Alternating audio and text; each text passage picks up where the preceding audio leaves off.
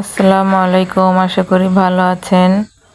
তো আমার আজকের রেসিপি বাঙ্গি দিয়ে বাঙ্গির শরবত তৈরি করে দেখাবো। তো এখানে বাঙ্গি নিয়েছি, বাঙ্গিটাকে চুলে কিন্তু ধুয়ে নিয়েছি। ধুয়ে নেওয়ার পরে পিস পিস করে আমি কেটে নিয়েছি।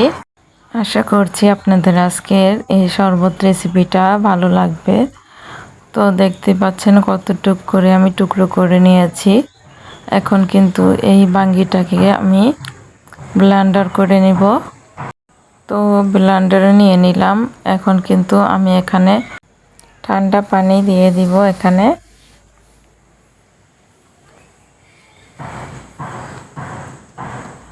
আর দিয়ে দিচ্ছি পরিমাণ মতো চিনি। এখন আমি ব্লেন্ডার করে নিব। তো দেখুন ব্লেন্ডার করে নিয়ে নিলাম। কমেন্টে জানাবেন আমার এই শরবত রেসিপিটা কীরকম হয়েছে। তো এখন আমি একটা পাতিলে নিয়ে নিয়েছি, আর এখানে দিয়ে দিচ্ছি বিট লবণ।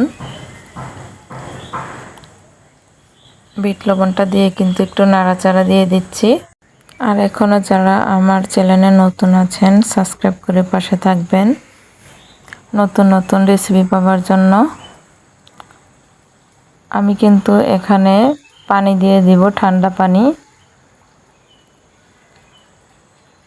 তো পানিটা দিয়ে কিন্তু আরেকটু আমি নেড়ে চেড়ে নিচ্ছি।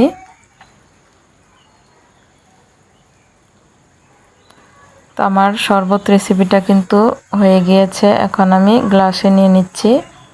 তো এই যে দেখুন বাঙ্গির শরবতটা কিন্তু তৈরি হয়ে গিয়েছে, আর দেখতে কতটা সুন্দর লাগছে। এটা খেতে কিন্তু খুবই মজাদার। তো আপনারা বাসায় একবার এভাবে ট্রাই করে দেখবেন। এই বাঙ্গির শরবতটা খেতে কিন্তু খুবই মজাদার। তো ভালো থাকবেন, সুস্থ থাকবেন। আল্লাহ হাফেজ।